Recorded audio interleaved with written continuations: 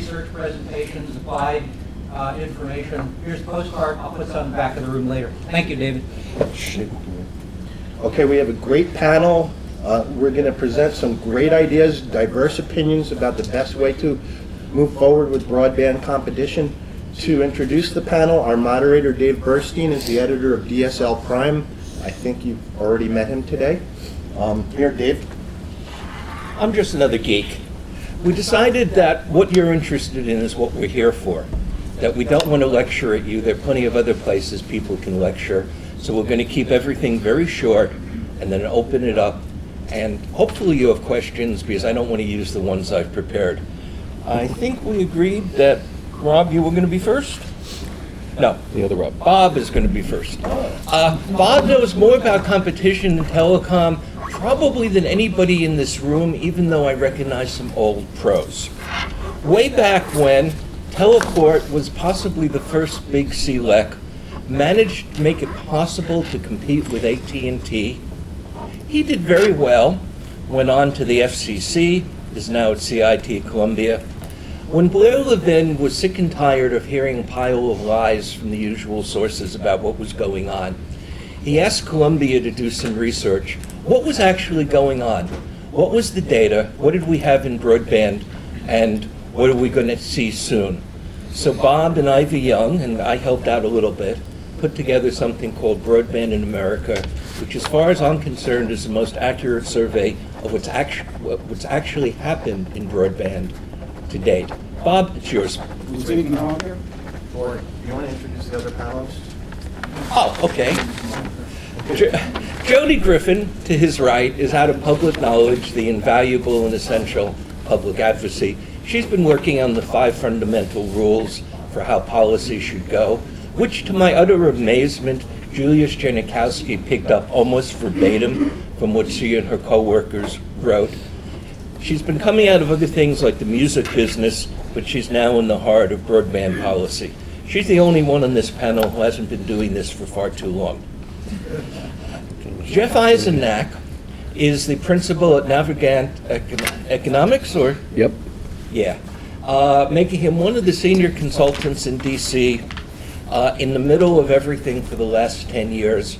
We disagree about many, many things, but I think we can agree that he is one of the very most competent economists in this field in DC. Is that a fair introduction, Jeff? He would have said the most. Scott Walston is pretty good.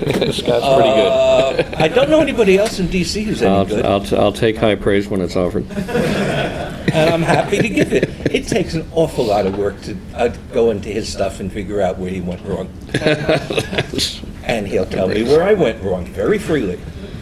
And the other Robert Atkinson, to our left, at ITIF, has been in the middle of this debate, I think, since I started this stuff in '99. Were you doing broadband that early? Pretty much. And before that at the Progressive Policy Institute. He is obviously well known to all of you in Washington. He needs no further introduction. And with that, I'm going to shut up and let Gentleman Atkinson to my far left start us off.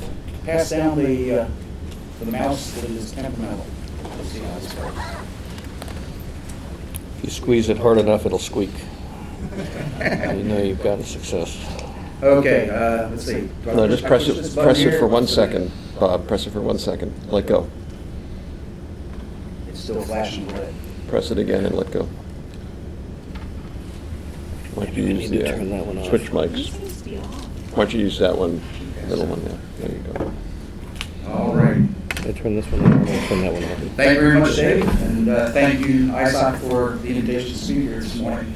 As Dave mentioned, CITI, which is the Columbia Institute for Teleinformation, the Columbia Business School, we did this report for the FCC. We updated it after the National Broadband Plan. We updated it in May of 2011. We're going to be updating it again this summer. We have piles and piles of data. And our report is simply, it is consolidating lots of other research and trying to provide a reasonably cogent, coherent analysis. What did we say? Basically, in the last report, We said by 2013, 2014, the prediction was that the providers would be providing availability of low-speed broadband service to about 95% of the homes in America, and 90% of that 90% of the homes would have up to 50 megabits per second, at least advertised speeds. But there was an adoption problem. The forecast was around 69, 70% actual adoption compared to the 95% availability. On the wireless side, 94% of the population covered with a high-speed 4G type service, up to 12 megabits, probably 5 megabits average, but only 53% adoption of wireless broadband, so still plenty of growth on the wireless side. Most homes have a choice of 2 wired broadband services, cable, telco, no surprise. But 5 to 10 million homes in America will have a very inferior choice of broadband, or even no choice. And 5 to 10 million homes, that's up to 9% of the homes in America, will still have a problem with broadband. So we did that survey. Basic conclusion: things were okay, not necessarily fabulous, but a lot of people in the country had broadband and used it. So our focus was very much on capital expenditure for broadband, since that's real money being spent for broadband, and it kind of tells you where we've been and what's happening in the industry. Well, what we basically noted was that, for some reason, skip there, but overall capital expenditure in the telecom industry was declining fairly rapidly, but the broadband's portion of CapEx was rising gently. That was, I think, illustrative of the idea that the plain old telephone service was fading away, and not much new investment in plain old telephone service. In fact, almost disinvestment, sort of the milking of the cow, and rather than building the cow. And the broadband was starting to grow with expenditures in $30 to $40 billion a year, which is not insignificant. But we unbundled that a bit and looked at the various sectors, and what you see, of course, is that the wireless investment for broadband is growing quite rapidly. That's illustrative of the build-out of 3G and then 4G networks, and the fact that only the people of the United States had a wireless broadband service, and therefore lots of new investment in new cell sites, building a lot of network, but with broadband going in the high 60s, not much real growth in new network construction. Which might be a clue that I should move along. And just from a frame of reference, UBB, ultra broadband, that's basically what we think of, basically your gigabit service. But maybe in the near future it's 100 megabits, but in the long run, ultra broadband we think is where also the industry, the ultra broadband networks. So it's basically what we're saying is that without any major capital investment, we're a business as usual situation. What you see in broad CapEx lines for cable and or telco start to turn upward fairly dramatically, you're not going to be seeing much ultra broadband. And that's probably reasonable, because for ultra broadband it's all about video.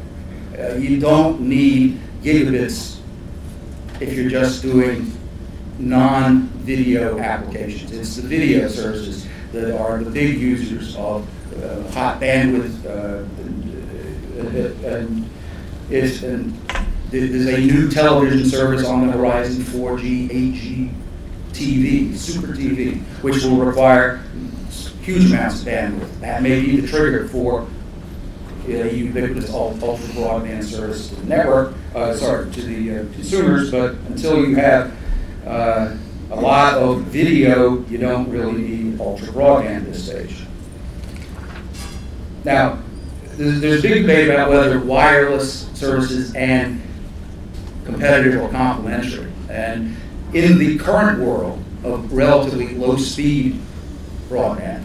I think it's fair to say wireless services, 4G services, can be substituted for low-speed wired services such as DSL. In fact, what you're seeing is a huge drop-off in DSL. DSL is now negative growth because people with DSL are either upgrading to a cable service or using a 4G wireless service in lieu of DSL.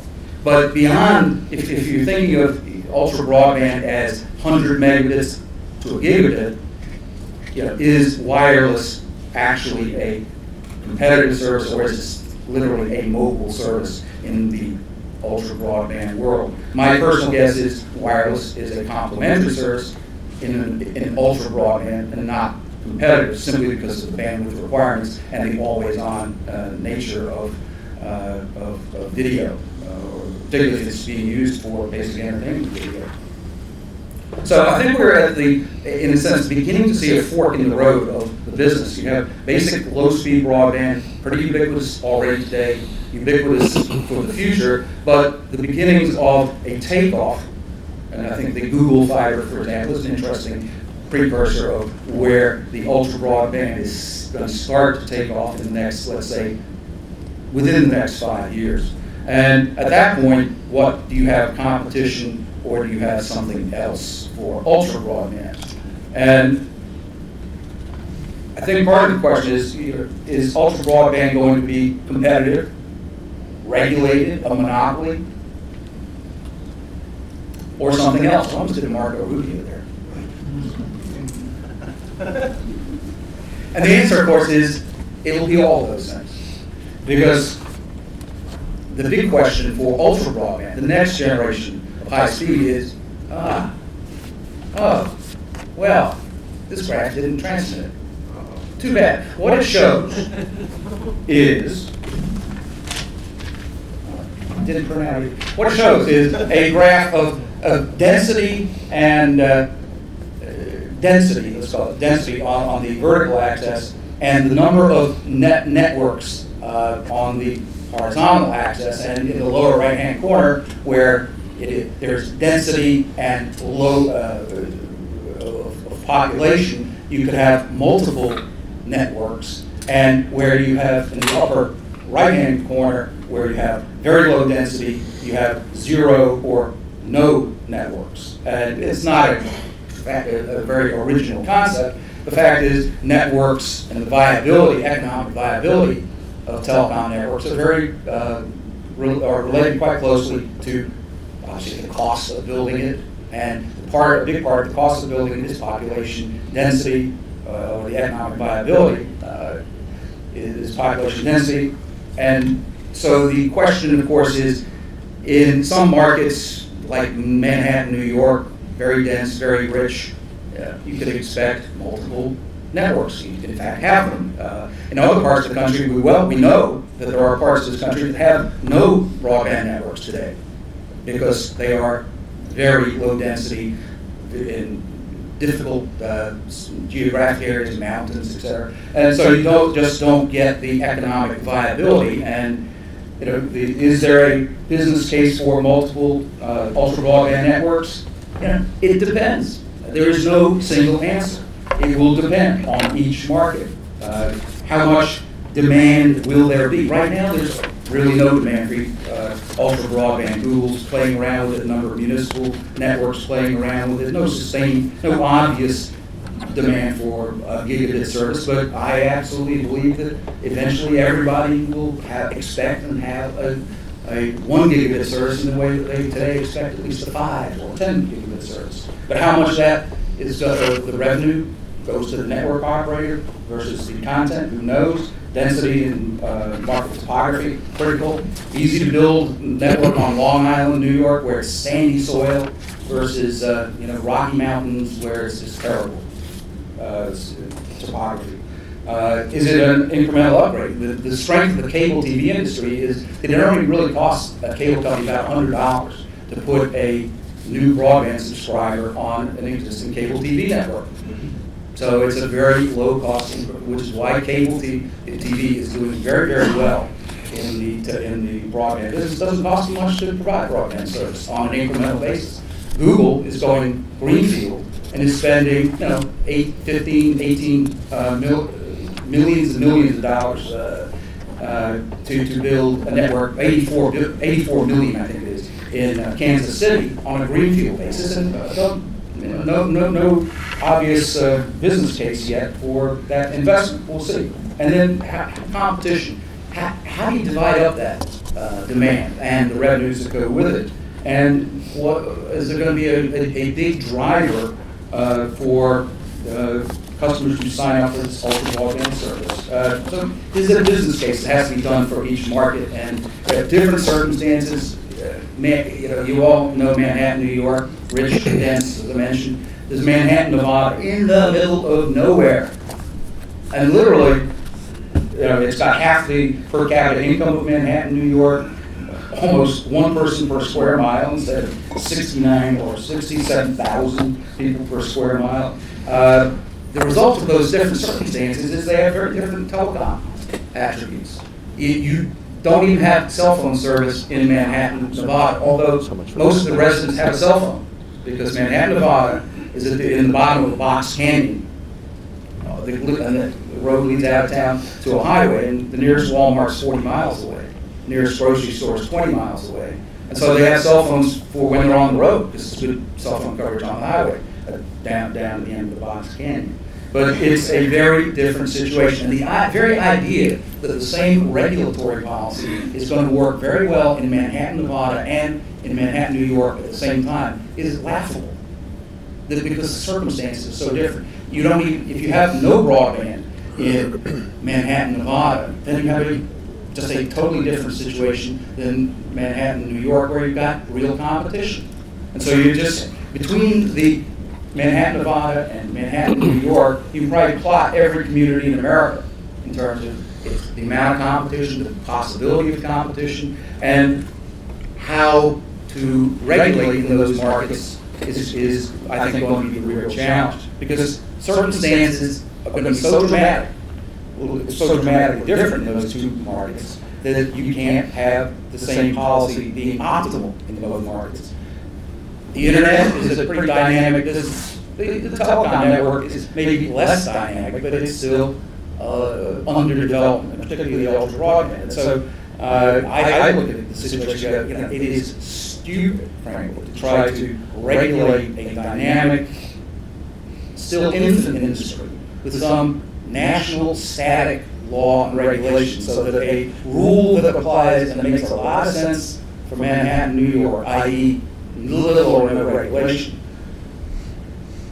that same rule or regulation is the optimal rule, regulation for Manhattan, Nevada. I just don't see it. I just can't imagine optimal outcomes.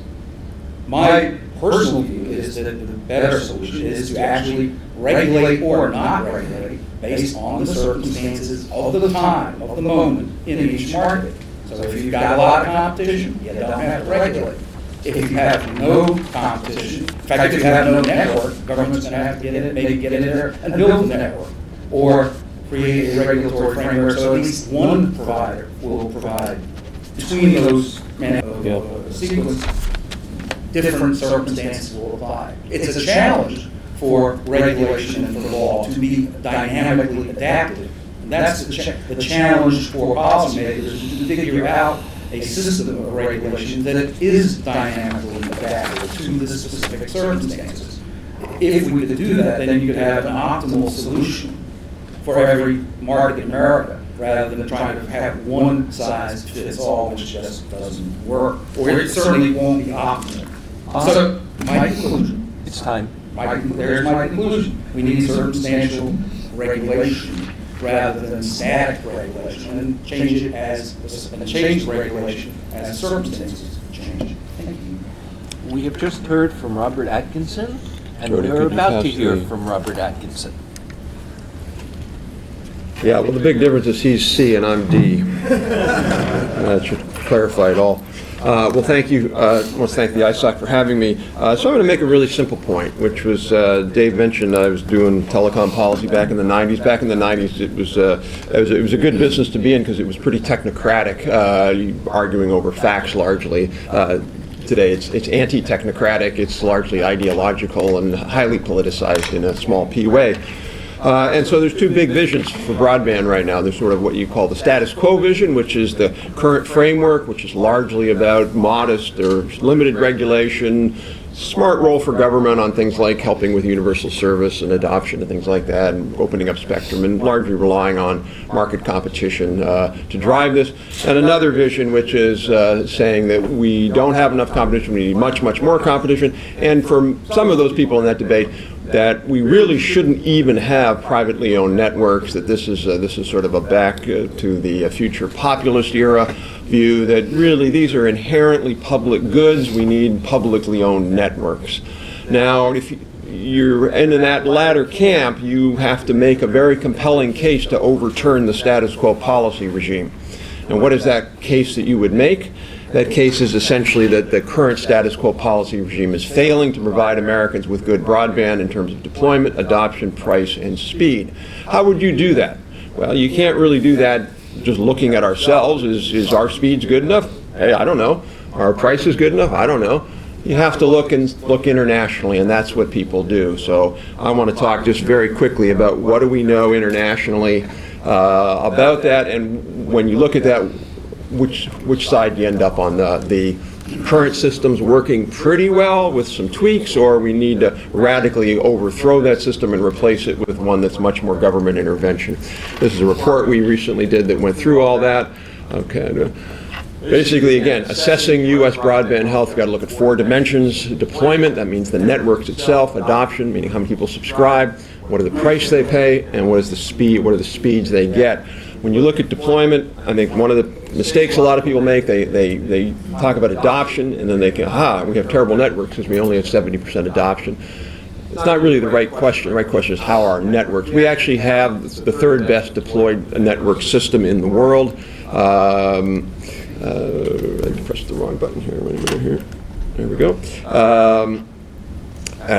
So, we're 3rd best deployed network system in the world, and it's intermodal in basis. A lot of other countries, particularly Europe, just have 1 network. We have 2, and we have it to a lot of homes, 95% of homes, 96.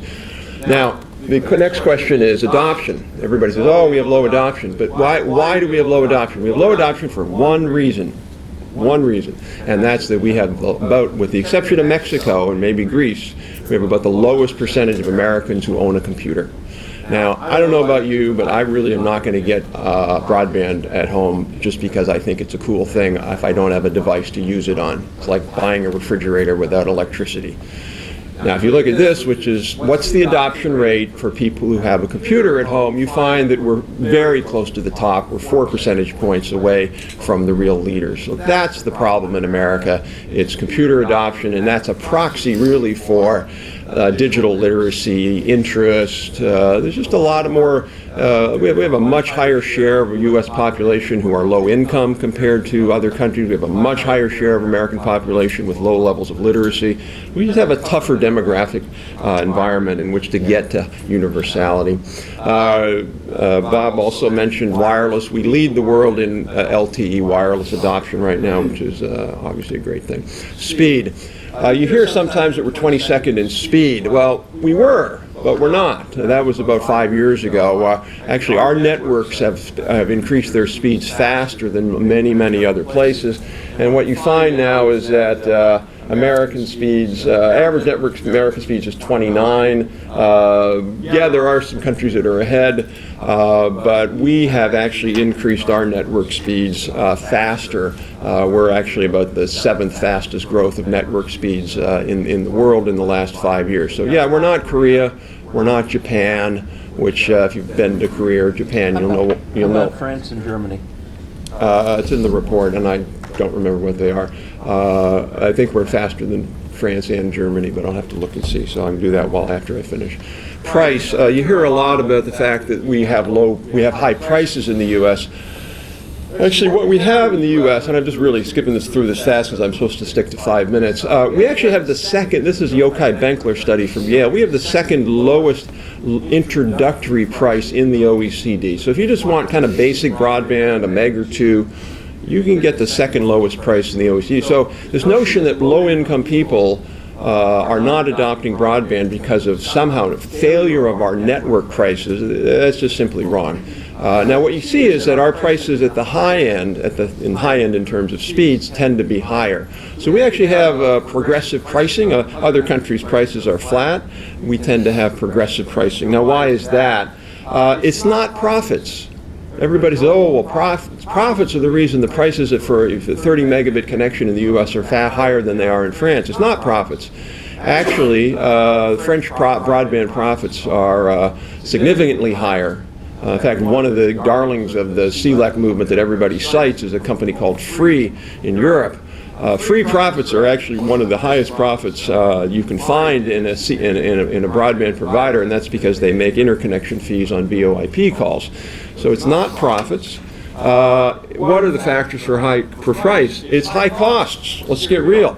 We have the second highest, second lowest, if you will, urbanicity and the density. Only Australia has Bob mentioned, it's hard to put stuff out in the Rocky Mountains. We have the second least densely populated country in terms of what's called urbanicity. So basically spread out homes, suburbanized. It's a lot more expensive to put networks into suburban and ex-urban geography than it is to put it in, say, the Tokyo geography. Third reason is subsidies. The Japanese, the Koreans, they have subsidized their network bills through taxpayer dollars at a much higher rate than we are. So yes, you can do that. You can get lower prices. So what are the issues that we have to tackle? Really one of them, and the major one, if you saw our event yesterday, everybody agreed that this was a pretty important one, is really adoption, is digital literacy adoption. We get two great things from that. A, we get a population that's able to do more, including e-government. The second thing is we make the economics for broadband deployment a lot better. So if broadband is an industry with, as Jeff will say, high fixed costs, low marginal costs. And sometimes the advocates forget about the first and only look at the second. It's actually both are important. If you get a lot more people on the network, you can support more investment because of that. We do need subsidy programs for high-cost areas. This notion that, by the way, that somehow these network providers are doing something wrong by not investing in areas where they can't make any money, yeah, that's because they can't make any money. Why would we expect them to do that? It's incumbent upon public policy to fix that problem, not to coerce networks. We need much more spectrum, and a number of different reasons, including government spectrum and including broadcaster spectrum. So with that, I'll stop. Thank you very much. Trudy? You're up, and I somehow bet you're not going to have the same opinion as he did. Slightly different. Well, thank you for having me. I'm Jody from Public Knowledge. I would say that my take on the state of competition in broadband and the state of the values that our broadband policy is serving right now is much less optimistic. In terms of competition, I think the state of competition in the U.S. is very disappointing. Far too many customers have just one or two broadband providers to choose from. And as I think Rob mentioned, there's still millions of people that have no choice whatsoever. They don't have any service. And this, I think, is a big issue. This is something we care about. It's not just, well, those people are really hard to serve, so it's okay if we don't serve them. We've, as a nation, created a policy to invest in a communications infrastructure. We've decided this is where we want our economy to go. And if we do that, it's not okay to then say, well, but some people don't get to participate in that because they live in rural America, they're farmers or something like that.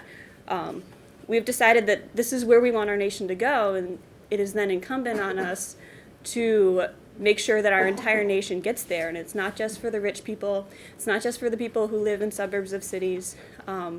It's for everybody, that everybody benefits from this policy that we're all investing in. In terms of adoption rates, I see that as part of the symptoms of what's wrong with competition right now. If the network is built out, but adoption rates are very low, that's also a problem. I think we need to look at actual usage statistics, not just theoretical availability of broadband. Because if the prices are too high, Or if there's, as the other Rob mentioned, if there's digital literacy problems, that's also an issue. The end goal here isn't to build out a really nice network that's pretty to look at. The end goal is to get people having access and actually using the communications infrastructure and having access to all the benefits and all the services that you can use through internet services. I think that recently we saw a deal that was before the FCC, and it was between Verizon and Spectrum Co., which was a group of cable companies, and the deal was ultimately approved. It involved swapping some spectrum over to Verizon, and then joint marketing deals and joint company. When that deal got approved by the FCC, that to me showed that we really can't rely on facilities-based competition to solve all of our problems. First of all, if some of the biggest internet service providers in the country are agreeing, well, this one's going to focus on wireless, this one's going to focus on wireline, and we'll market our products together, what does that say about their incentive to invest and compete against each other? The fact that they're offering a package that includes both wireless and wireline to me shows that they're certainly not perfect substitutes. And I think also you think about, well, why did these cable companies have the spectrum to begin with? They were originally planning to try to enter the wireless market. And I think that when Comcast invests billions of dollars and looks into a market and says, you know, we just can't do it, that is a sign that I'm not sure anybody else can do it, that anyone can enter the market new, which might leave us with the question of maybe we, for wireless, only have the companies that are already in the business, and we're not going to see any new upstarts, which is reason for pause when you think of what our future of competition is in the wireless business. In terms of comparing our state of competition to other countries, I think, you know, we're clearly not on top, and we're clearly falling behind, I think, and the justification of, well, our demographics are different, our geography is different, things like that, are, I think, useful to point out where our obstacles are and where we need to focus our policy, but they're not excuses. This, you know, we're talking about real people and real access to this infrastructure, and it's not enough to just give ourselves a trophy for participating and go home. We need to take a really hard look with open eyes at where we're falling behind, why we're falling behind, and then say, well, what can we do to fix it? You know, it's not an option to just say, well, we tried really hard, but we did our best and we're done. And also note that there are some things that competition won't provide. There are information problems in the market. You know, people are rational. They're not going to spend hours and hours studying the terms of service of each possible provider when they're picking between providers, if they get to pick between providers. So there are consumer protection issues and privacy issues that you're not necessarily going to be able to depend on even strong competition to solve. I will say there's a couple areas of hope, or at least of interest, that we're seeing. I think that municipal broadband is providing some really interesting examples of communities that are taking their broadband future into their own hands, and we're seeing different communities try different tactics, and I think it's been teaching everybody a lot about what is possible and what can happen for the incumbents in the market when they suddenly have a new competitor that's offering a really compelling service. I think that when we saw a couple years ago AT&T and T-Mobile tried to merge and the deal got blocked by the DOJ and the FCC, we're now seeing, it's been a couple of years, and we're now seeing investment in the smaller companies, Sprint and T-Mobile, or interest in investment in those companies. And I think that that's a sign that investors respond well to a policy that says we're not just going to be happy with the duopoly, we're going to focus on making sure that there's real choice in the market. And finally, I guess I'll just say that if if in the past, since the 1996 Telecom Act, we focused a lot on facilities-based competition, and if in the past we've put all of our money on competition policy and it hasn't given us the results that we're looking for, we need to pull another arrow from our quiver. We need to look at broadband policy and new ideas and new structures that can serve the values that we want to underlie our network.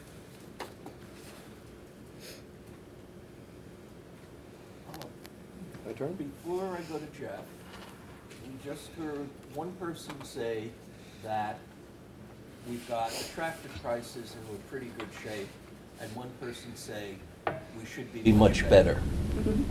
Why don't I ask you two to look at each other and figure out why you disagree and where the disagreement's coming from.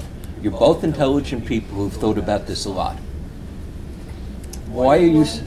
Why don't you take seniority on this?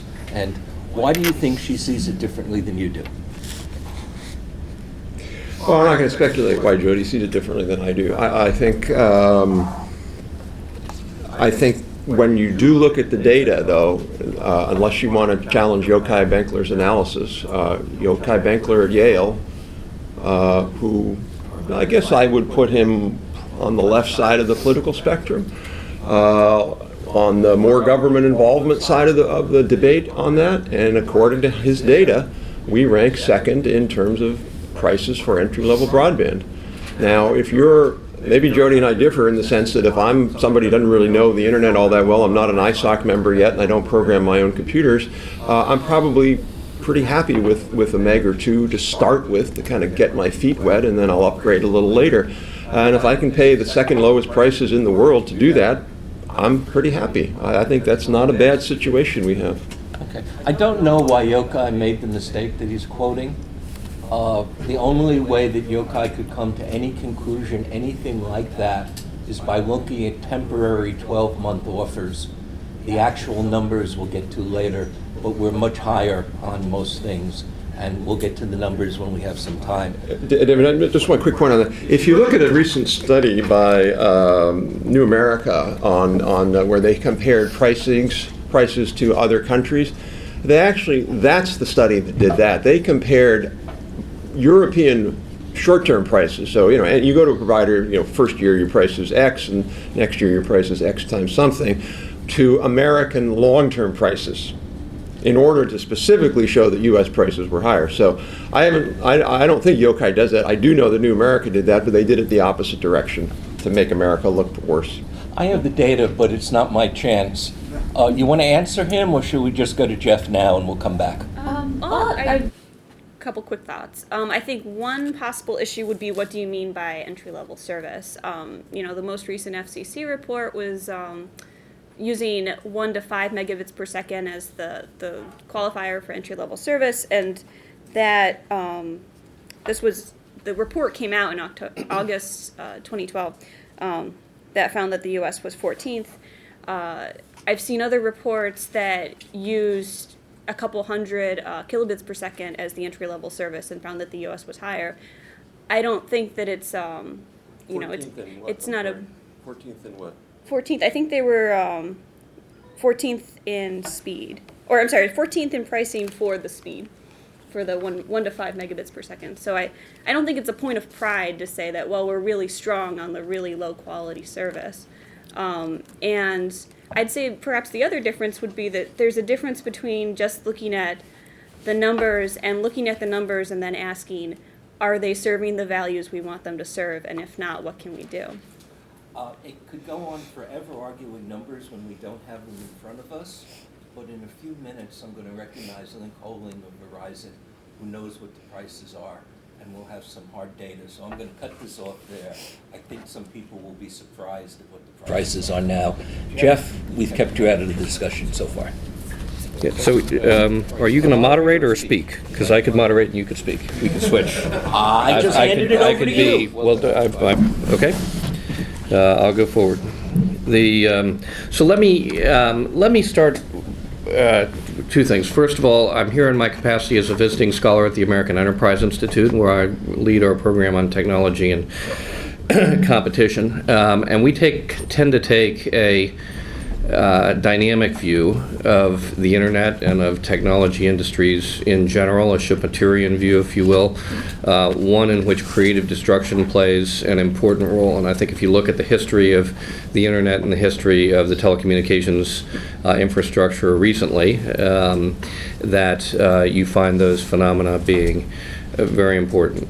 So the question that we ask as we look at these things is not what is the situation today or how do we think about this in static terms, but rather what's the best way to structure a process in order to move the ball forward, to advance the internet and all of the things that it provides to us over time. And the fundamental question, the fundamental policy, brick and mortars, but at a vision level, the future of the internet and everything that it means to us be shaped by a government-centric view in which people in Washington decide what we want, or will it be shaped by an individualistic or entrepreneurial view in which people decide independently what they want and those desires are worked out through markets and through voluntarism and voluntary agreements? So as you think about this from kind of a big picture, they're two very different futures. And as we think about information technology and the internet, I think it's a very important zone. It invokes the First Amendment. It invokes our personal freedoms in a very meaningful way. And when I hear people saying, well, we just need a little more government here, a little more government there, I think about the Patriot Act. I think about other things that concern all of us and about our individual liberties. And I think we need to think about it in that context. Now, with some slides, and I want to lay three, what maybe, let's see if we can make this work. You said push this one. By holding it down. There we go. Okay. I want to offer three, what I think will be seen as radical propositions, at least to some of the people at this table. The first is that more competitors do not equate to higher consumer welfare. The second is that lower prices do not equate to higher consumer welfare. And the third is that lower profits do not equate to higher consumer welfare. And I want to offer a theoretical justification and empirical evidence for each of these propositions in the next 5 minutes. Oops, it went the wrong way.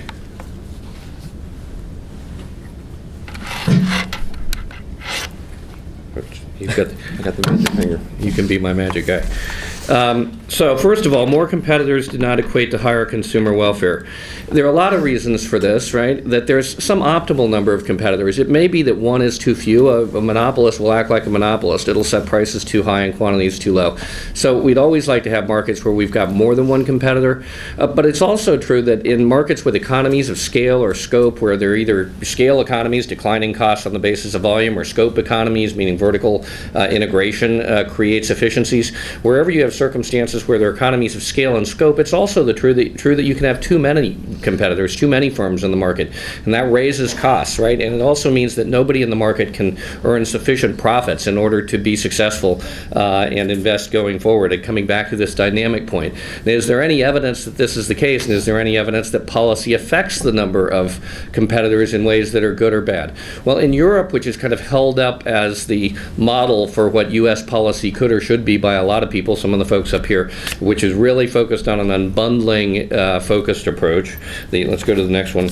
The refereed economic literature, and I think it's important to kind of go to facts here and refereed analysis as opposed to lots of opinion, which there is lots. Telecommunications policy is arguably the leading economic journal. It's not opinionated. It's not funded by corporations. A journal that is refereed by the leading economists in the world, meaning to be published there, you actually have to be reviewed and go through a peer review process. The literature, and I'm just going to put up a couple of examples, but the refereed literature on the impact of unbundling and efforts to create more, or artificially create more competition in the market, is that it has led to negative effects, not positive effects. It hasn't been good for consumers. So to quote from a study from 2011 looking at MVNOs, mobile virtual network operators, free access access seekers and renters on mobile networks. The pull-up I have here is while mobile virtual network operators increase competition in mobile telecommunications industry, granting market access to MVNOs may have unwanted consequences. In particular, infrastructure investments by incumbent mobile network operators may be smaller. The results suggest that mandated provision of access is related to lower investment intensity of MNOs. Those are mobile network operators, the people who actually make the investments and build the network. We're going to come back to what's going on in Europe right now. The long and short of it is there's very little LTE happening in Europe, and part of the reason is the unbundling and access policies that have been adopted by the European Union. Next article from Telecommunications Policy by Crandall et al. That would include Eisenach, I note. Just to read a quick blurb from that, the result, and this is in the wireline space, again looking at European policies, the results show that the long-run effect of copper unbundling on household broadband penetration rates is negative. So unbundling, this effort to artificially create increased competition, more competitors in the marketplace, has resulted in lower broadband penetration, not higher broadband penetration. That finding is consistent with previous research, including a lot of research which has suggested that copper unbundling has slowed the deployment of fiber infrastructures. Mandated unbundling of fiber networks would likely deter deployment of next-generation access networks. And again, those are refereed, peer-reviewed results. Let's go now to a policymaker who's fairly important and head of the telecommunications policy in the European Union, Nelly Kroes, just from last month. Imagine if we gave telecom operators and investors more economies of scale. We're not talking about creating a bunch of little telephone companies now. We're talking about allowing telephone companies to merge, consolidate, and get bigger so they could plan across borders and start to innovate and develop business models on a large scale. That would mean more broadband and more choice, not less. First point, more competitors did not necessarily equate to higher consumer welfare. Second point, lower prices did not equate to higher consumer welfare. See me after class if you'd like me to explain this chart. I'm not going to walk through it. For those of you who are familiar with Sherwin-Rosen and implicit markets and hedonic prices and implicit markets, you may recognize this as a version of that. But the bottom line is this, that markets choose the combination of quality and prices that consumers desire. Consumers express their desire for a level of quality and the amount that they are willing to pay for that. Consumers let us know by their price signals set through the marketplace whether they want to pay for gigabit service. It's not free, right? Are they willing to pay the difference? Are they willing to pay for 100 megabit service? Every time I turn on my Fios TV today, I get an ad from Fios asking me to upgrade to 50 megabit service. I don't need it. Okay, I'm not paying extra for the Verizon folks here. I'm not paying extra for the 50 megabit service. I don't have any reason I can think of, and I use a lot of bandwidth, that I need the 50 megabit service. Consumers choose the combination of prices and quality that optimize their needs. If you force prices below the optimal level, what do? You get quality below the optimal level because there is no free lunch. Right? If you say to providers, you've got to charge less, they've got an answer. I'm going to provide less. Right? So let's move to the next slide, and this is from a recent HSBC report. While Americans may pay more for their services, they have access, and let's leave aside the debate. You can look at these price statistics, you're comparing apples and oranges. It is a heck of a job to come up with direct comparisons. At the end of the day, I think U.S. prices are about the same as prices around the world, but you got to look at a whole lot of things in order to sort that out. Let's assume for a second that U.S. prices are a little higher for some things anyway. While Americans may pay more for their services, they have access to an increasingly superior platform. U.S. prices might be higher, but this doesn't necessarily indicate that consumers there receive worse value for their money. And meanwhile, the American economy benefits from having a lead in terms of the other advantages of world-beating telecoms. This is a European report from HSBC talking about the increasing extent to which European telco operators, both wireline and wireless, are falling behind the U.S. Third, lower profits do not equate to, if we can go to the next one, do not equate to higher consumer welfare. This is a chart some of you may have seen me use before. How does dynamic competition work? Dynamic competition works when a whole bunch of people belly up to the bar and put down some cash in an effort to create a better mousetrap. They invest. right? They do innovating. They do that in order to create something better. And what's their purpose in doing that? It's to create a differentiated product. What is innovation? It's product differentiation over time. What's an iPhone? Right? An iPhone is a different kind of cell phone that got better. It was better than the one before. It's different from the flip phones that went before it, right? From the Palm, right? It's different. It's better than. They innovated. They differentiated their product. Why did they do that? They did that in hopes of earning a profit on a very risky investment. And when they do earn a profit on a very risky investment, guess what they do? They can go out and do it again. Or other people will go out and do it again because they've seen that people who took that risk made a profit. Now, when you look at the guys who win the lottery, because that's what it is, 1,000 guys started out saying, I can make a better one of these dudes. Right? There were a lot of people in that game. Almost all of them lost. That money went down the tube. Who decides to go into the game? People who think the expected value of that investment is positive, knowing that it's risky, knowing that 99 out of 100 lose. So when you look at the winner, what's he doing? He's making a little money. Why is he making a little money? Because the other 99 guys lost. But if the expected value of going into the game isn't positive, nobody plays. Next chart. Europe's, this is from Bernstein just earlier this month, another analyst firm. Europe's telecom infrastructure has fallen behind that of other countries. Infrastructure investment has been flat to falling, and global investors' willingness to invest in the European telecom market has lagged behind the broader European market and behind the telecom sector in other regions. The causes of this lag are only partially explained by poor macroeconomic environment and restrictive labor law. They are mostly explained by poor and backwards-looking regulation. The ladder of investment theory, which is the underlying premise of all of the unbundling regulation that's been implemented in the European Union and was briefly and catastrophically implemented here in the United States. The fundamental premise of all of that regulation was the ladder of investment theory, as Bernstein, and this is all of the literature agrees on this, including the author of the ladder of investment theory, the ladder of investment theory that argued that unbundlers, given an economic foothold, would eventually build their own networks, has been roundly disproven. So the point being that if you put on open access, you prevent people who innovate from earning a reasonable profit. What do they stop doing? They stop investing. This is a chart showing wireless capex in the U.S. versus wireless capex in Europe over the last 8 years or so from Goldman Sachs.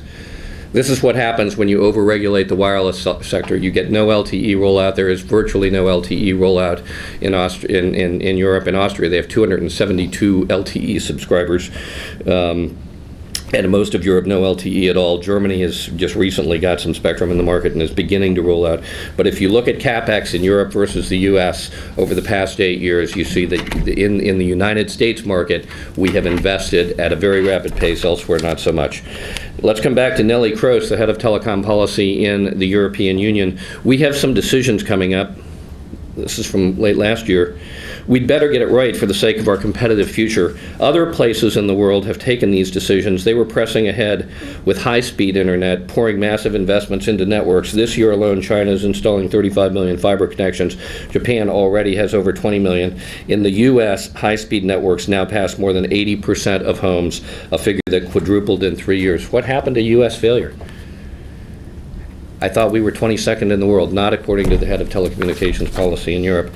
And going to the last slide here, once Europe led the world in wireless communication, this is Nelly Kroes again, now we have fallen behind. Europe needs to regain that lead. I want it, we all want it, but our networks face enormous exponential pressure. Contrast that with the chairman of the Federal Communications Commission. The U.S. has regained global leadership, particularly in mobile. The U.S. leads the world in 3G subscribers by a wide margin, and we are leading the world in deploying 4G broadband at scale. The U.S. is not failing when it comes to broadband. The U.S. is succeeding, and the U.S. is succeeding is because it's adopted market-oriented policies that have incentivized innovation, that have incentivized investment, that have allowed the dynamic internet to take place.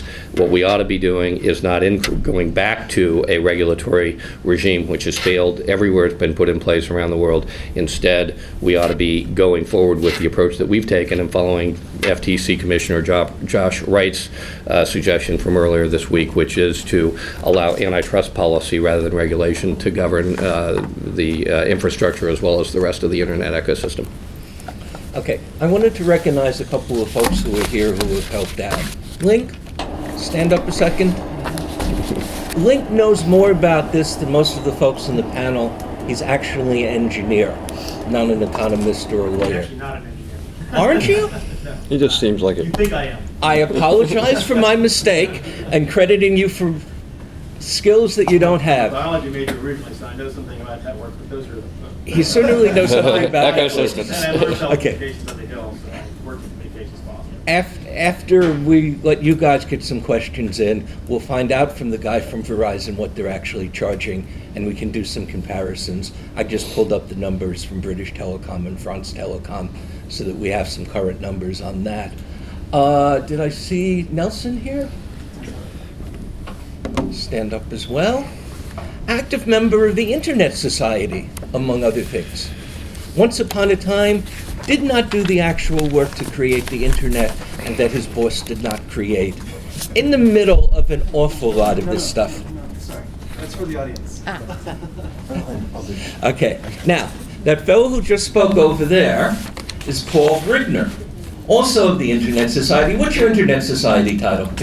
Regional Bureau Director for North America, the North American Region. Slightly overqualified for running the board, but he's doing a pretty good job anyway. Okay, and other Internet Society members on DC, just stand up a second.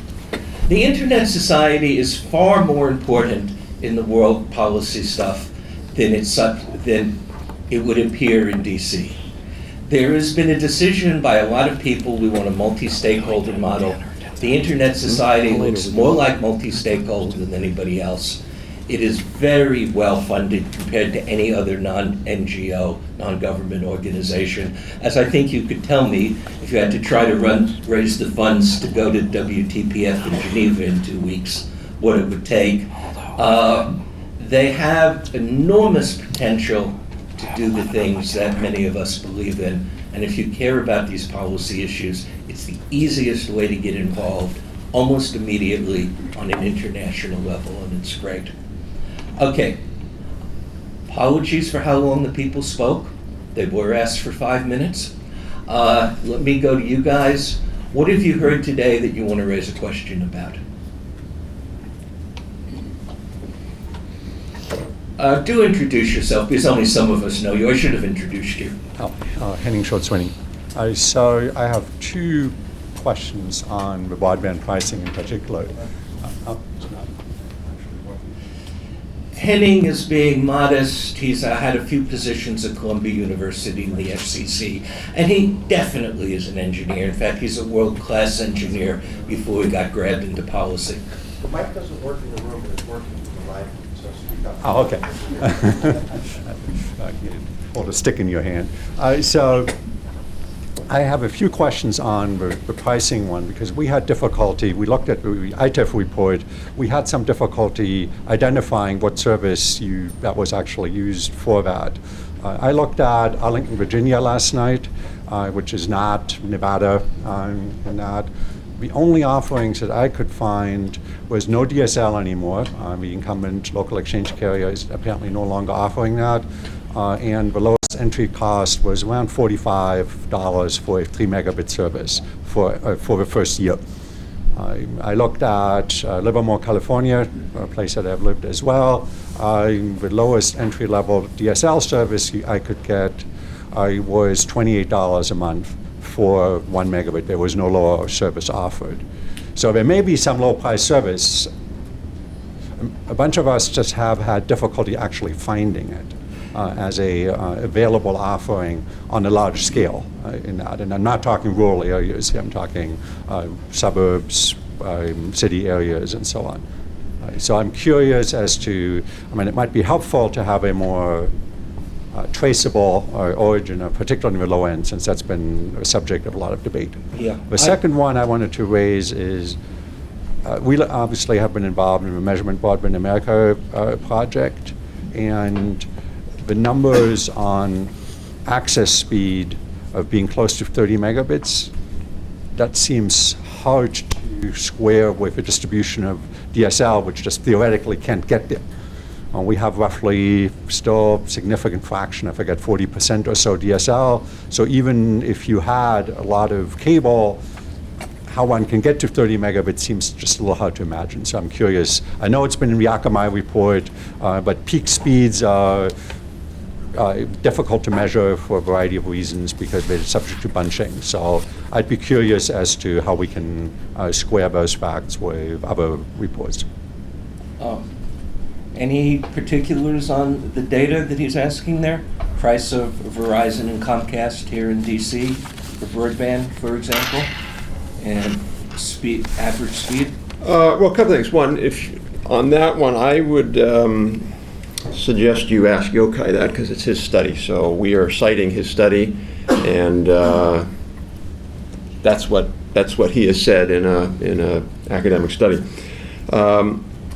The other piece of this is if you look at prices for speeds, one of the problems is that the FCC does this. They look at tiers, so 1 to 5, and 5 to 10, et cetera.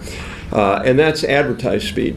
And in fact, the evidence suggests, it's a little bit squishy, that advertised speed is not the same as real speed, except in the US, where it is. So there's a SAMNO study that was done, where the best speed studies you can get, and the SAMNO study is interesting because a bunch of different countries have used SAMNOs or hired SAMNOs to measure real network speeds.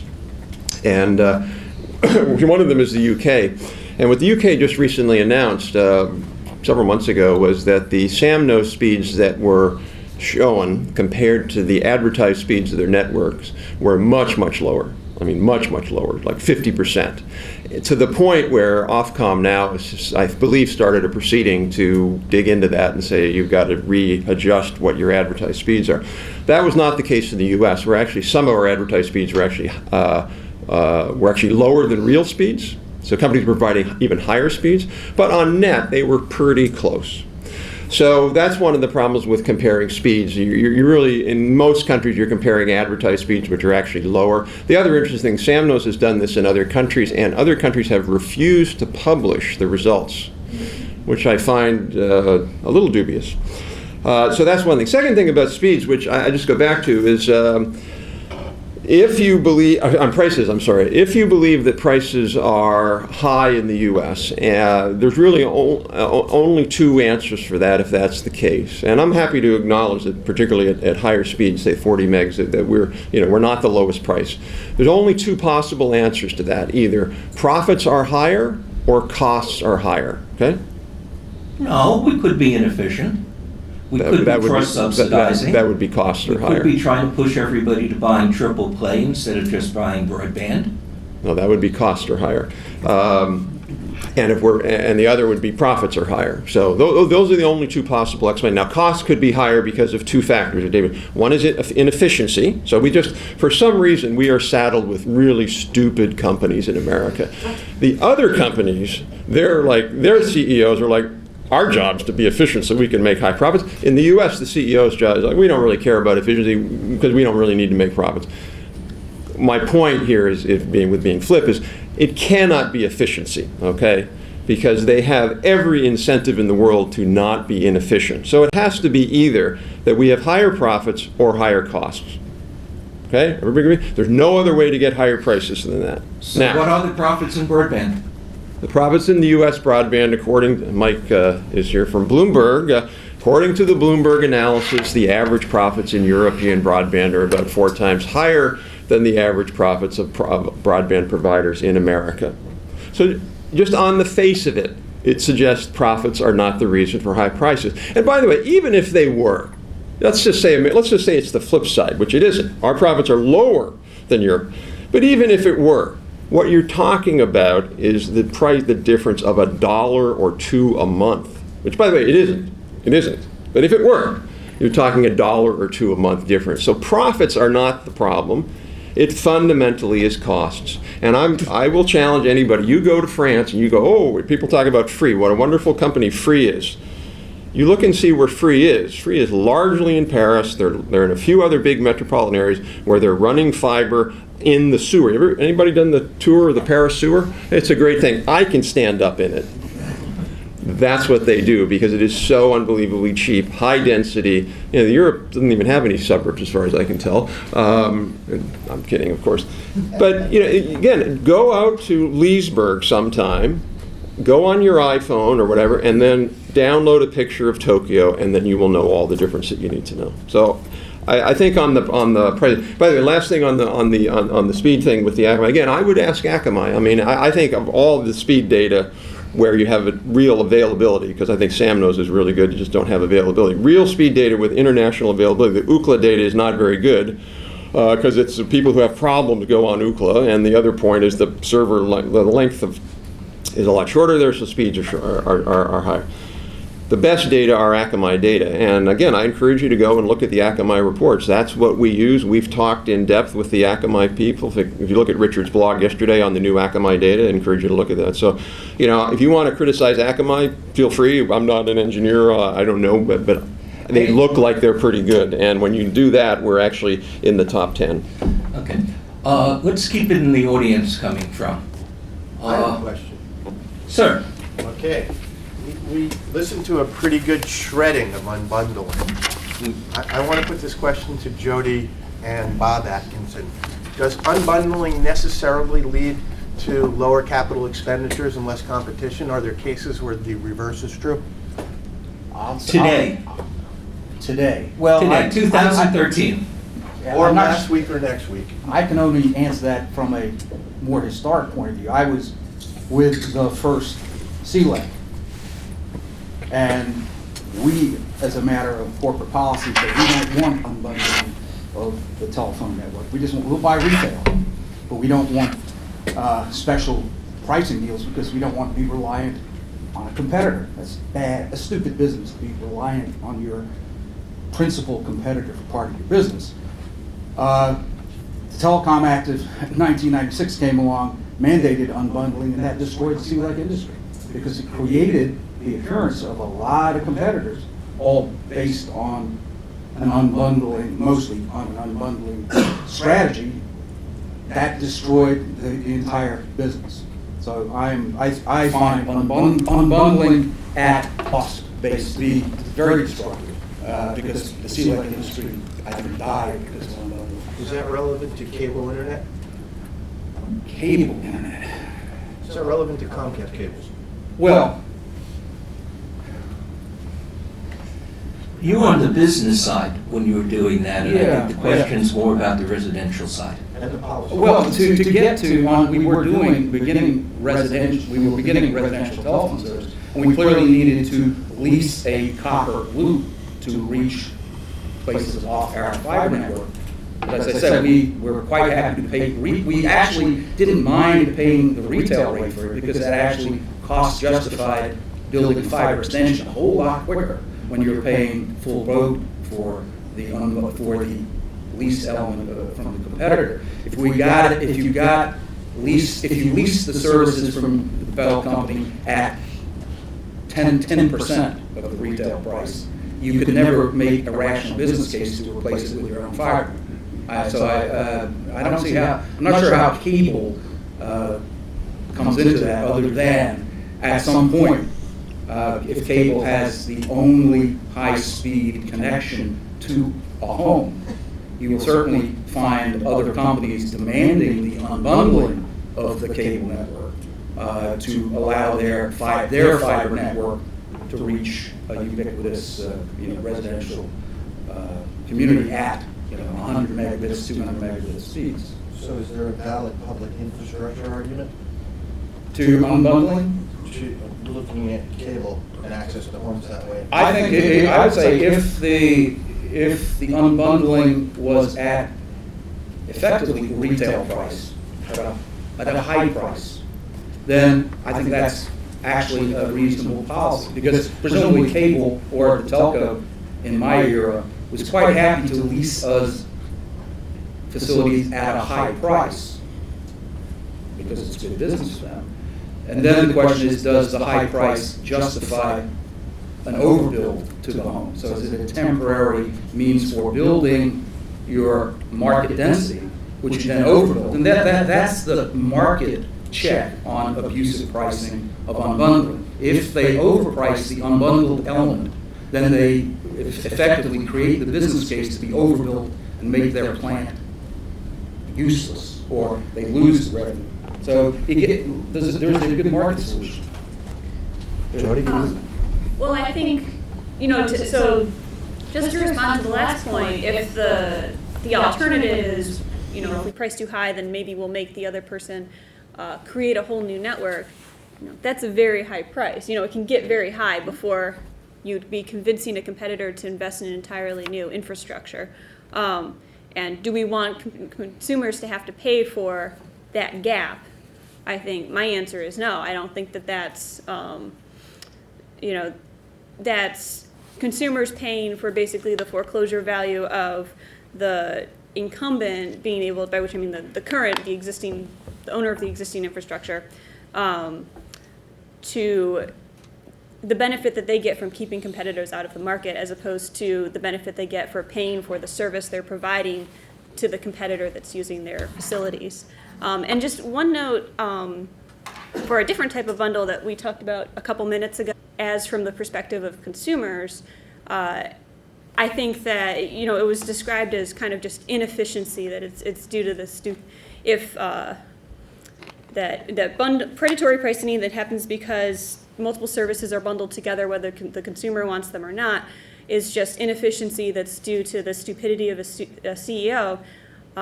If that's the case, then they're inefficient like a fox, because it garners massive profits. I know, personally, I've paid for cable and internet when I didn't even have a TV because it was cheaper than paying for internet. And I just had kind of the wire sitting in the corner of my apartment for the cable. And that's just, that's not efficient pricing. I wasn't getting the service that I wanted, but buying both was cheaper than buying internet on its own. Let me, I know Rob wants to jump in. Just quickly, You go first. I was just making a joke about the CEOs being inefficient, so if there's any reporters here, don't quote them. They're inefficient. I'm making a joke, making a point. Let me just make 2 points to Jody's comment. The first is the marginal cost of delivering cable and broadband and voice to your house is zero. So when somebody says, I'm going to take something that costs me zero and give you two of them together for the same price as I would give you one of them, there's nothing inefficient about that. Prices are not going to equal costs or bear any relationship to costs for any of these products. Okay, the price, what you pay for an incremental copy of Microsoft Windows is a lot of money. What it costs Microsoft to make that incremental copy is zero. Right? That is true in every information info that everybody ought to be buying the same internet service, that everybody ought to have gigabit service, or everybody ought to have 100 megabit service, or everybody ought to have, right? The fact is, different people have different desires. For some people, an LTE cell phone is just fine. And when you look at the adoption numbers, in fact, the adoption numbers in the U.S. are a lot higher if you look at people who are doing their internet access through their cell phone. Now, there are people who would say, we here in Washington think that you're doing a bad thing by not purchasing a wired internet connection from Comcast or Verizon, and we'd like to spend some money or implement some regulations to get you to buy a wired internet connection from Comcast or Verizon so that you'll be a good person according to our values, okay? My point is that if somebody in Paducah decides that they're just fine doing email on their cell phone, I'm just fine with that, and so should everybody in Washington be just fine with that. Okay, Rob, Mike, and then in the back. Okay. Rob wanted to come in and I think he got it. He got his disclaimer. I got my point in that was all. Okay. I'd like to get a little specific here and look at a couple places that I think really exciting things are going on with regard to the gigabit networks. We've mostly focused on residential, but a lot of the gigabit network debate is about serving schools, serving small business, and particularly in those medium-sized towns and small towns across the country. So I'd like to have the panel look at what's gone on in Chattanooga, where the municipality came in there and built its own network in order to meet needs that weren't being met by the market. And I'd like you to speculate a little bit on what Google's doing and whether that's just a stunt or whether that's going to actually be something that generates a lot of revenue and something they roll out in hundreds of countries across the country. Who wants first? He said less than you. I don't know. All right, so my couple things on the Chattanooga case. You got to remember what that was all about. That was about the publicly owned electric utility receiving stimulus money, government money, to upgrade a network that provided 100 megs to pretty much every home in their geographic area to a gig. I don't know about you, but I don't think that was the best use of stimulus money. I would have put that in Manhattan, Nevada, or wherever, you know. So I don't know why 100 megs wasn't good enough for Chattanoogans, but they decided it wasn't. They needed a gig. According to in our paper, the number of gigs, by the way, and the gig costs $360 a month, $350, something like that. It's above, north of 300, and the number of subscribers is south of 20.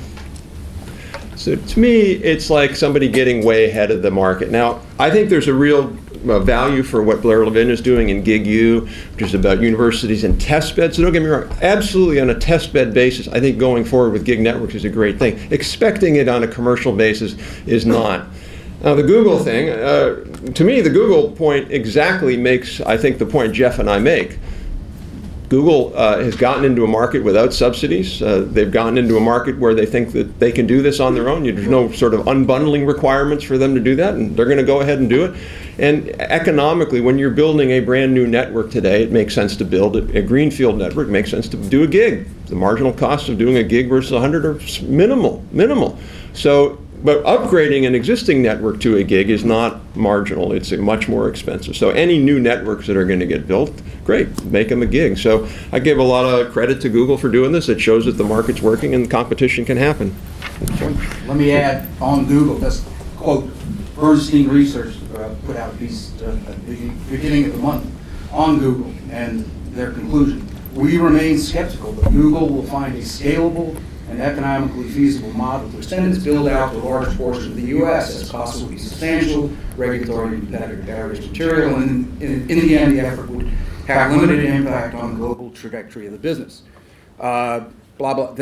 If Google found 20 million homes in relatively contiguous areas as new markets, they estimate that it would cost Google $10 to $15 billion just to pass those homes before or acquiring a single customer. And the customer acquisition costs, according to Bernstein, are between $500 and $700 in Kansas City. So it says, at the end of this hypothetical 5-year period, Google would have a fiber network passing roughly 15% of U.S. homes, which would make it a medium to large domestic access and pay TV provider. Comcast passes 53 million, Time Warner Cable 30 million, and Charter 12. Would have limited impact on the global broadband access industry beyond those 20 million homes. So, I mean, everybody's all a Twitter about Google and Google Fiber, but it's a, if Google does a big job, spends 10 to 15 billion just to pass the homes, and then another 500 to 700 per customer they actually acquire, that's a substantial amount of money. And the question is, could they actually make money? They're doing an experiment. They can afford to do the experiment. It's an interesting question about, and at least as somebody who's done a fairly detailed analysis, they actually did a house-by-house survey in Kansas City, Bernstein did, modeled the entire network on their own system to come up with these numbers. So they did a fairly good job of doing it, and they just remain skeptical. Are they assuming We have a question today's back here. applications, not assuming that everybody's going to be wearing Google Glass and downloading megabits per No, they just looked at the price that the cost of the price that Google is charging, the cost that it's costing them to build the Kansas City network, and yes, it will make money, not a lot of money, and they wonder just whether it's worth Google's time and effort. Let me just make a real quick point on this. And the question isn't whether gigabit networks are good or bad. The question is whether gigabit networks deserve government subsidies. And I think you have to make a distinction or ask the question, what is different about a government-subsidized gigabit network? And again, I'm talking about not the test beds, Mike, not the university networks, not the hospitals, but a fiber-to-the-home gigabit network subsidized by the government. What distinguishes that from Tesla and Fisker? I mean, what distinguishes that from a bunch of people sitting around in Washington saying, I think you ought to be able to get a $120,000 electric car instead of a $140,000 electric car, so let's subsidize it, right? That's Looney Tunes. And that's gigabit to the home today, in my view. Before we leave, everybody here and watching on this on their webcast, Google Manhattan, Nevada broadband and see what you find, and you'll find 16 down and 4 up for $79 a month. And the only downside of it, it's got a little bit of latency, so if your kid just absolutely has to be best in his class at Halo, he's probably not going to accomplish that.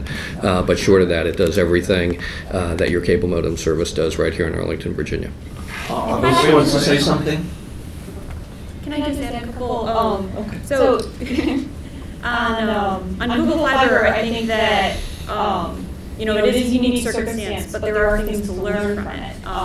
For example, this idea that we'll never know, or we can't know what we would ever want to use more than 100 megabits per second for. We'll never know that unless we have more than 100 megabits per second. So I think the apps that we could see develop in the Google Fiber hoods could be useful.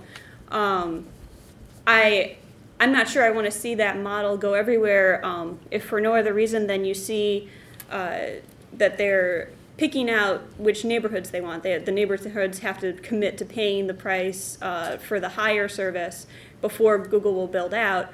I think, kind of for reasons that I mentioned earlier, that's not a policy I want to see go nationwide, because if we're, as a nation, investing in an infrastructure, I think everybody should have a chance to sign on to that, not just the people who can afford to spend $120 a month on communication services or $70 a month.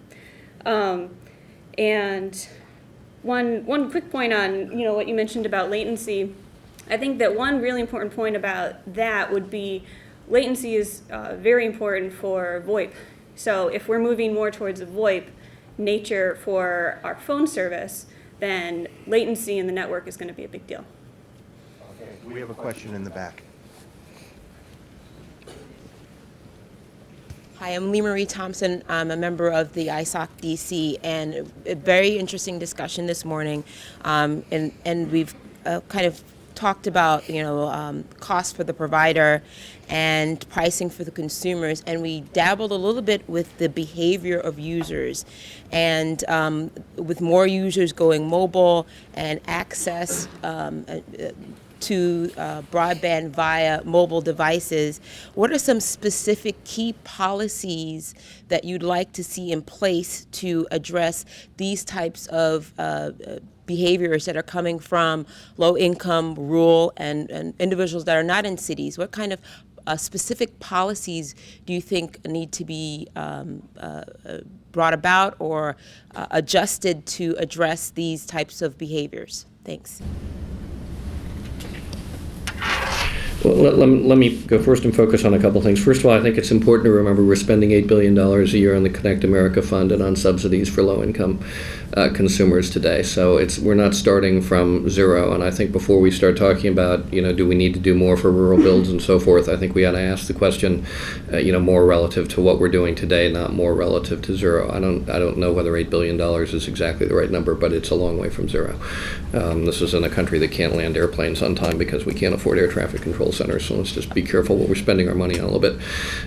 That's number one. Secondly, there is a special needs population, it seems to me, that isn't currently the focus of policy, and that is families with children in school. And it is the case today that there are families that take the kids to Starbucks or McDonald's or whatever after school because they need internet access to be able to do their homework. And there are a couple different solutions to that. I mean, in my day, the parents would have gotten together and figured out a way to keep the school library open, and where there is 100% internet access, and maybe that's a solution. But if that's not a solution, if that's naive today, then the other answer is to single out those families within an income-based program, and say, if you've got kids in school, let's make sure you've got not just a broadband connection, but a computer. I mean, let's look at the whole package again, and let's look at this holistically, because it's not just the broadband. So it seems to me that if you were going to focus someplace, I've thought for a long time that would be a good place to focus. And while he's doing that, let's give credit to the only people in the country who's actually delivering that. Comcast is 40% of the US. Unlike most of the Connect to Compete, Comcast program is real. It's 3 megabits for $10, an inexpensive computer thrown in, and it's good for as long as kids are in school. So Cox just announced a 2-year program that you're out of, and I did the numbers, 15% of the country would qualify. You should start thinking through that.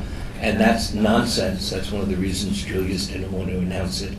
But Comcast, presumably out of liberal guilt and wanting to get a few brownie points here in DC, made the decision to give a decent connection to any kid in school who can get food stamps. And a year later, went back and changed the rules to get rid of the exceptions and the gotchas that kept a lot of people out of it.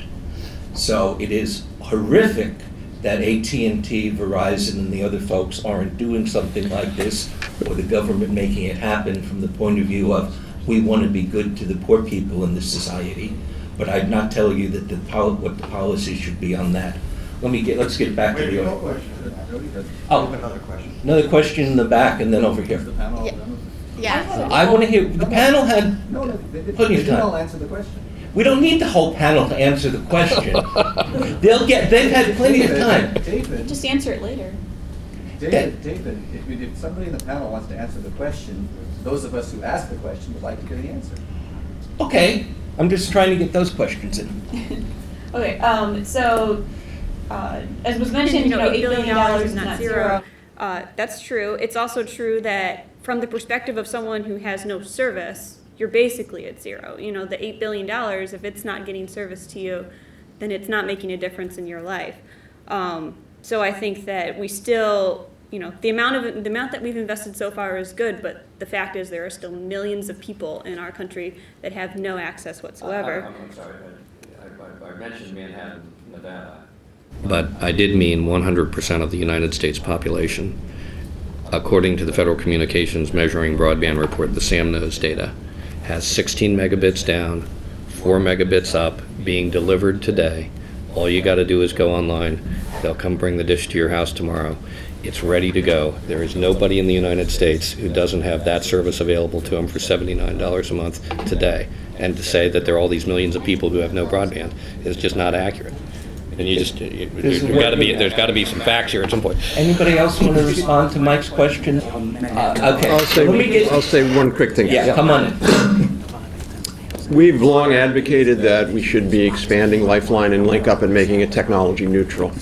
Now that we're beginning to do that, you're seeing pushback from some conservatives on the Hill who are saying, my God, we're subsidizing cell phones, sort of like welfare queens or something. I find that really disturbing. The whole point of this program is, and I think Jeff would agree, should be technology neutral. If somebody wants to use their subsidy to use VoIP and a broadband connection as opposed to a POTS line, why do we care? We should be indifferent to that. So I think that's an important thing to keep in mind as we go forward. We want a subsidy program that is technology neutral and competitor neutral. We just had a disagreement on here, and I think the audience can decide it fairly well. How many people, I'm with you, how many people in the audience think that about 20 minutes a day of decent video is enough for decent broadband? Somebody must. We got somebody on the stage who just said it. That's the problem with satellite. That's the problem with LTE. It tends to have caps that work out to about 20 minutes of video a day. Is that good enough? It is for some people, and it's a heck of a lot better than nothing, but we can't turn around and say it's the same 16:4 as somebody who doesn't have a cap and can watch video for a few hours. Am I wrong, Jeff? Yeah, I mean, What's the cap on that service? You can buy larger caps. It costs you a little more money. The question is if you choose to live in a rural area, you're instead of paying $49 a month, you may pay $79 a month. If you choose to watch your television on IPTV instead of over Dish's satellite network, then you may pay a little bit more. And the notion that you shouldn't pay for what you use and everything should be free is a notion, but it's not one that I think we should embrace as public policy. I didn't say what the right policy was. I just said they weren't the same. We got a question in the back, and then over to Link. Hi, I'm Judith Hellstein. I'm also on the ISOC Council. My question is there was a recent study that was done in the UK, which compared the Wi-Fi and the mesh Wi-Fi to the LTE, and I thought was interesting results is that the mesh Wi-Fi tended to be a lot more robust and more usable for people who are doing video or doing doing websites or doing work, general work. And this was interesting as we were building out the networks, and as we need more places where kids can do work besides a Starbucks or some other places, that is there more talk of why don't we just expand the wireless and mesh networks and go that way, which is a cheaper proposition than the LTE expansion, or which is also expensive because of the data packets and the amount of data time that people are using when they have limited data minutes in their plan. So I thought. Yeah, that's part of the PCAST and the spectrum talk that's there, that we want to have more local Wi-Fi and far more things projecting, because you get way more capacity than you get from towers. So, What's the thoughts? So speaking of innovation and dynamic competition and differentiated products, when the cable companies sold their turned out to be LTE spectrum, their spectrum to Verizon for $3 billion, they didn't exit the wireless business. They chose a different business model. Their business model is that there are over 100,000 Wi-Fi hotspots already constructed by the major cable companies led by Comcast today, Cablevision, Time Warner, they're all doing it, right? And their strategy is a different strategy. They're building out a mesh Wi-Fi network and they're investing in it. And that's available to Comcast customers today. It's a different business model. It's a differentiated product. It's not identical to LTE, which is not exactly identical to HSPA2. We're talking about differentiated products, and some people will find that preferable to paying $80 or $100 a month for an LTE connection. Any other thoughts here about our choices on, do we want to be building a bottoms-up network? Because there's a lot of people, Europe is already going that way very heavily. I think the issue is you cannot look at the United States or Europe as just some undifferentiated territories, topographies, population densities. You actually have to think very locally, not nationally. Every one of these programs or problems are localized. Now, there's a lot of localities, so they all add up to some major problem. The private conversation I had with Jeff was, he mentioned, that Manhattan, Nevada could get satellite broadband. Unfortunately, not. Manhattan, Nevada can't even get satellite TV because they're in this bottom of a box canyon with a huge mountain chain running across the southern horizon, and they can't get a look angle to any of the satellites, except the people who live on the far northern outskirts of, this unpopulated territory. So they have a very specific problem. They can't even necessarily get satellite unless they built a community antenna for a satellite, which there are solutions. But that's the point. You have to look at these things very locally, not nationally. I don't see how Washington can solve the problems. State capitals, maybe. Local, it's just very localized. You're going to get governments involved. It's going to have to be someone who can make a specific decision, a policy decision, for a few hundred square miles, not for the entire nation, because it's just too different. Right.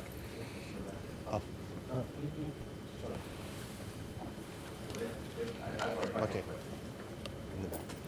We have to get Mike to explain whether he did in fact say we had a profit margin of 200 to 280% on broadband in the U.S.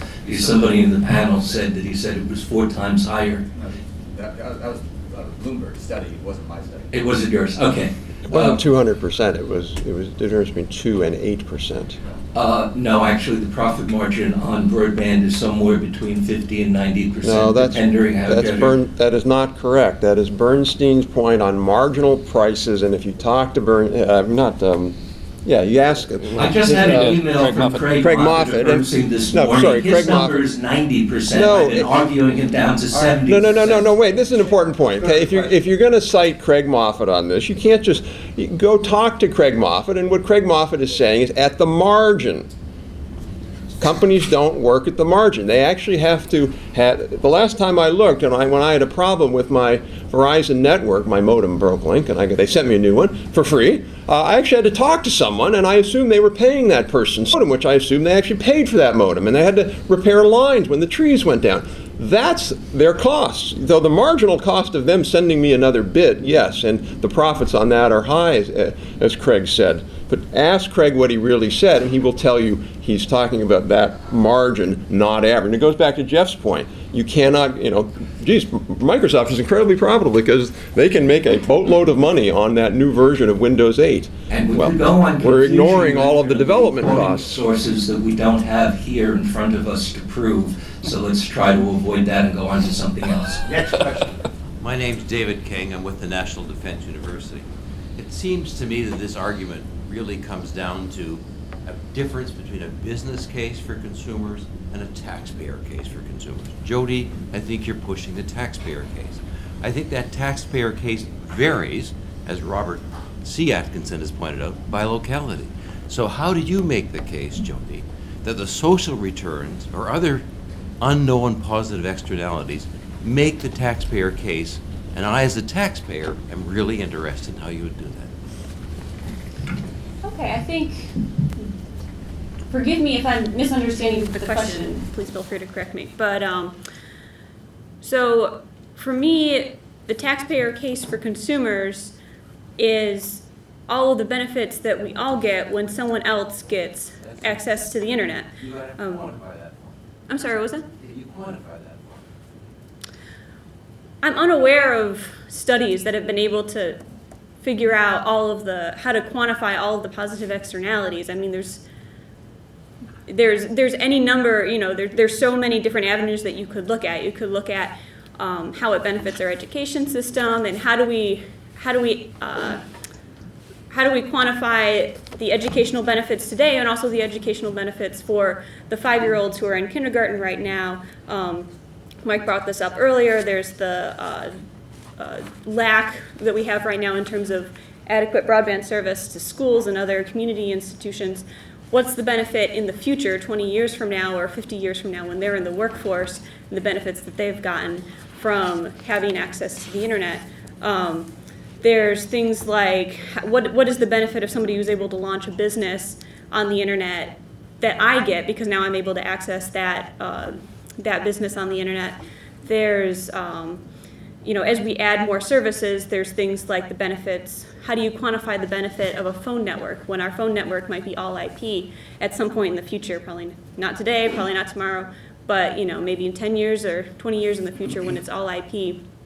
Has anybody quantified the benefit of phone service in general? I think the question is so broad, it's hard to find a hard number on that. I agree with the difficulty.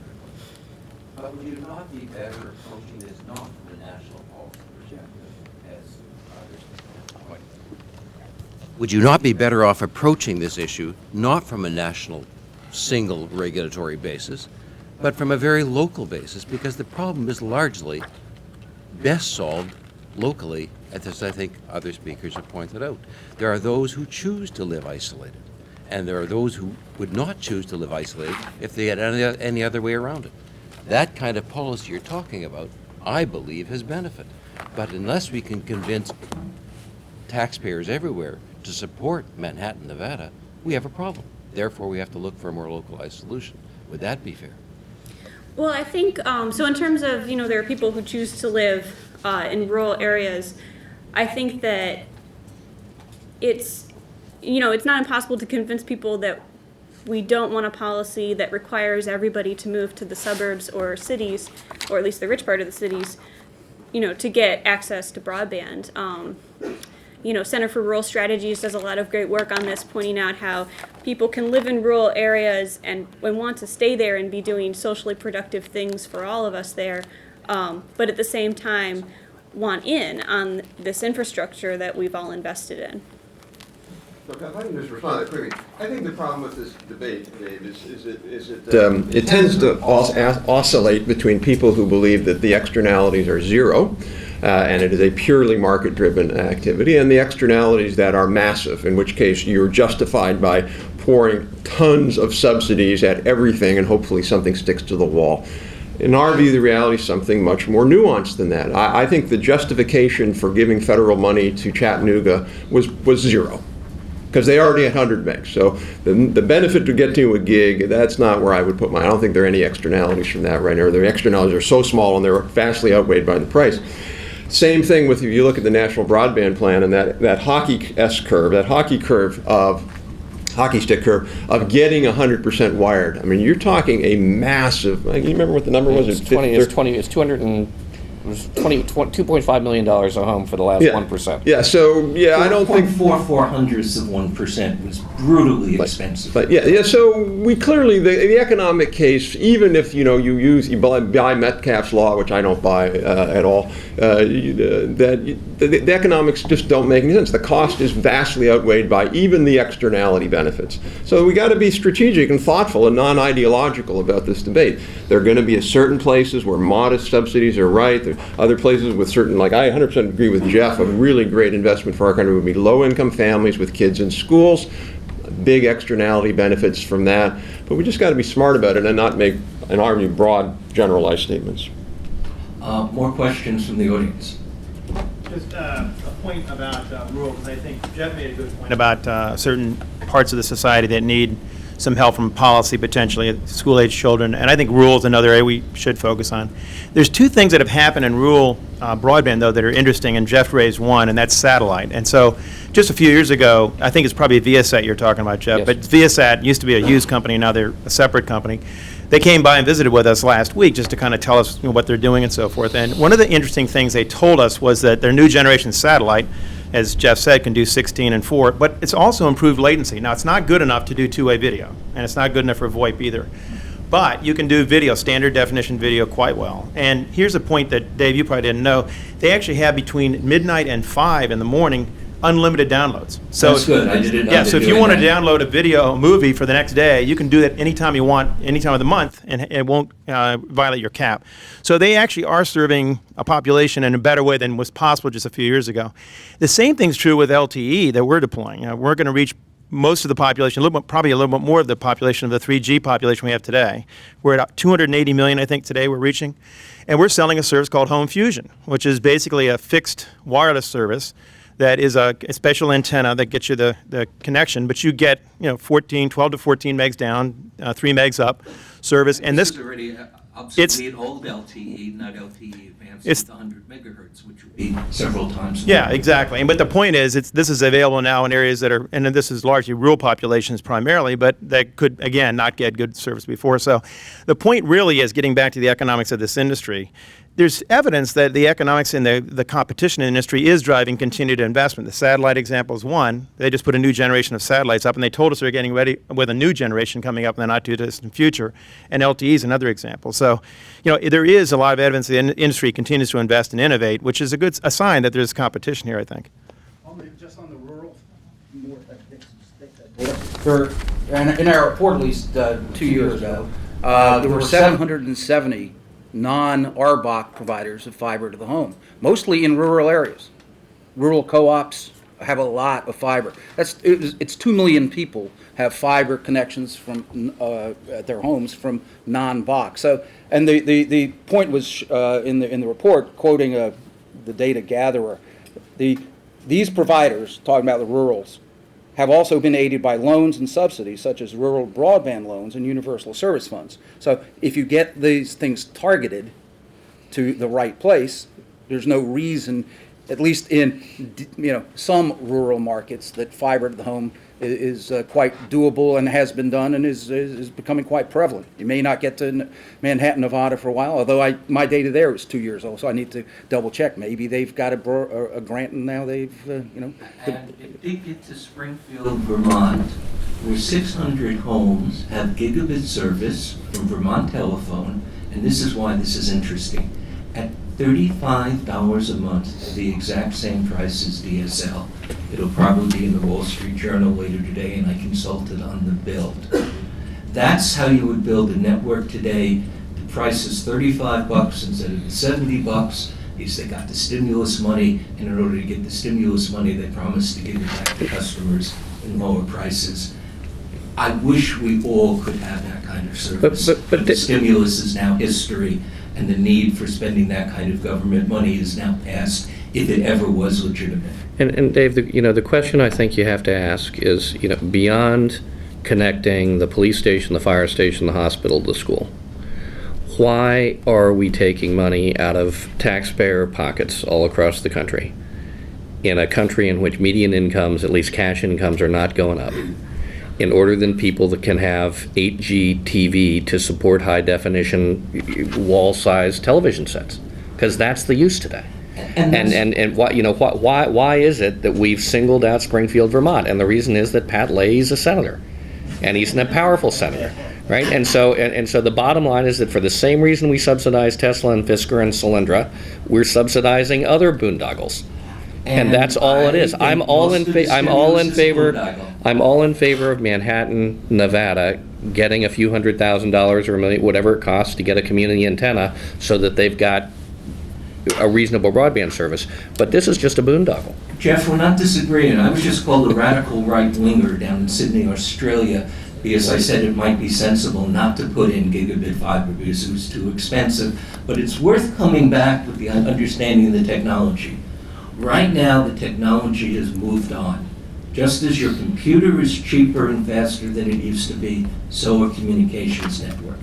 Any network built today should be designed for a gigabit, and most that are being built today are. Whether it's subsidizing for that, very reasonable people will differ. 70% of the people in Australia, by the latest poll, thinks it's worth spending the extra $1,000 or so a home.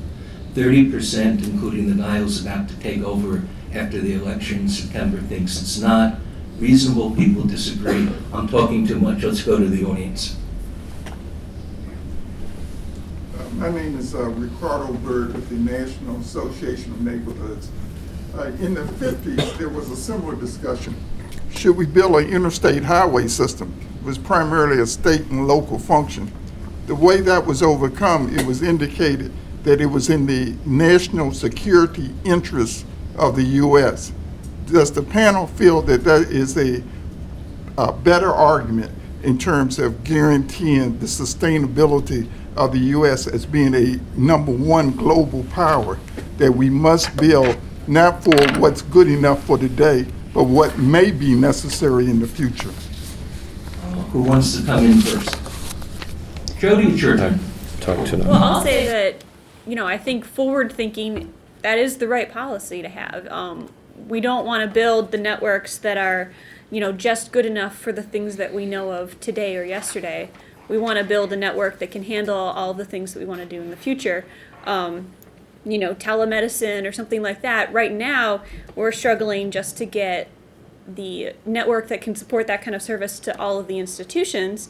But in the future, maybe we'll have lots of applications that allow people who are homebound, who can't get to the hospital very easily, or their doctor lives far away, to have a network that will support they're using those kinds of apps from their home, and that way they can talk to and work with the institutions that can give them care, things like that. I was the chairperson of this National Commission on Highway and on Surface Transportation Infrastructure Financing that Congress created in the second last reauthorization. They knew there was this big financing problem for our transit and our highways. They created this bipartisan commission. I unfortunately got elected chair. And so we looked a lot at this question, and there was actually a very robust debate back in the 50s over whether this network should be privately, would be a toll network. And there were a lot of advocates for a toll network back then. The reason you couldn't do a toll network back then were transaction costs. The transponders really weren't invented. If we were to do that again today, it would have been done as a toll network, using 60-mile-an-hour fly-through transponders. Now, why is that important? Because if you look at our surface transportation system, it is abysmally bad. Okay, the amount of underinvestment we make every year, we invest public dollars about a third of what we need every year. So we're that level. If we do that with broadband, that's exactly what we're going to get. We're going to get networks. Oh, geez, did we sign up to have enough money for that? Well, you're just going to be stuck with why the roads suck, excuse my French, so bad in the U.S. because we're waiting for the appropriations bill to happen, and it will never happen. So anyway, sorry on the diagram, but I do think fundamentally we're going to get much better upgrades when companies have the resources and incentive to build those, and that's what we have now in much of the country. It's really hard to take this from the abstract to the particular, but I'm actually involved in building some of these networks. I make some side money consulting and so on. It's a very hard question right now among the best technical people I know. And I've talked to Milo Medin, who's running Google on this, and Nellie Cruz not so long ago, and a whole pile. Reporters get to talk to everybody. It is not clear whether 50 or 100 megs is enough for a decade or two, or you want a gigabit soon. Bob's colleague Ellie Noem thinks that in a couple of years, anything under 200. When I got it the other day on these great things in medicine that we won't get because 50 megabits, which 80% of the US already has from cable, too expensive, but the network is there. Everything she put on that list that we wouldn't get without more investment works absolutely fine at 50 over 5. So it's a really hard, you really do want to get to the 50. We're going to have that to 90% because cable is already building it no matter what the policy is. That's what Bob told us in 2009, and one of the reasons the broadband plan didn't want to subsidize Verizon and AT&T to build fiber. There was lots of other reasons why that wasn't the right way to go, but because we knew in 2009 that we were going to get 50 meg to 90% of the US. That leaves us saying, how do we take care of the other 10%? And how do we make sure that the 90% actually can afford and can use what we have? And I'd love to get a gigabit to everybody, and I'm very proud to be involved in doing it. We only have 5 more minutes now, so I'm going to go to the edge of the panel and ask Bob on the end there to sum up. I'm going to hang around for a while. I suspect most of the panelists will. There are people at least as interesting in the panel and the audience. I don't know if you guys know just how good Henning is or what Mike has done, but they're in the audience. Bob, sum up. Well, my quick sum up is that things aren't that bad generally, but there are pockets of bad that should be fixed, or at least deserve some attention from, let's call it government in some fashion. But that overall things are pretty good, and therefore we shouldn't impose regulation across the 95% just necessarily to solve the 5% problem. But if we think a little more locally, think a little more specifically, and try to solve each problem as it appears, a different solution for different problems rather than one solution trying to fit all, we might end up with an optimal broadband network now and in the future, so that in some cases there will be government involvement and government regulation and other things like that. And in other markets, hey, things are actually doing pretty well. And I'm actually pretty optimistic that through a muddling through process, rather than a one grand strategy, I think we'll do better muddling through than trying to foretell the future, because the one thing we do know about the internet, about telecommunications, it's very difficult to predict the next big thing. So just muddle through, and I think we'll get there. You posted it right in 2009, and it's now 2013, and you're right on target. You predicted pretty well. No, we weren't predicting. We were just collecting and reporting, but things are pretty good. We are on track. There are problems that need to be solved. Let's focus just on the problems and muddle through. That's mine. Well, I think one kind of underlying theme that I've noticed throughout this whole debate is that, we kind of have a baseline discussion going on underneath all of our comments, which is the values, and I know that I keep going back to, naming these anecdotal uses and things like that, but part of that is to show that this debate at its heart is really about our social values, the principles that we want to see in the network, and how we want the community to be served. The numbers they all have to serve those values at the end of the day. And for us, if the network isn't giving us enough to serve those values, things like access, affordability, ubiquity, then it's not good enough and we need to try again. So that, for me, I think we have to go back and think about what are the principles that we're trying to serve. Are they being served? If not, then we need to try harder. Jeff? Well, I started out saying the choice is between a government-centric vision and an entrepreneurial private sector dynamic vision, and I think that's what it comes down to.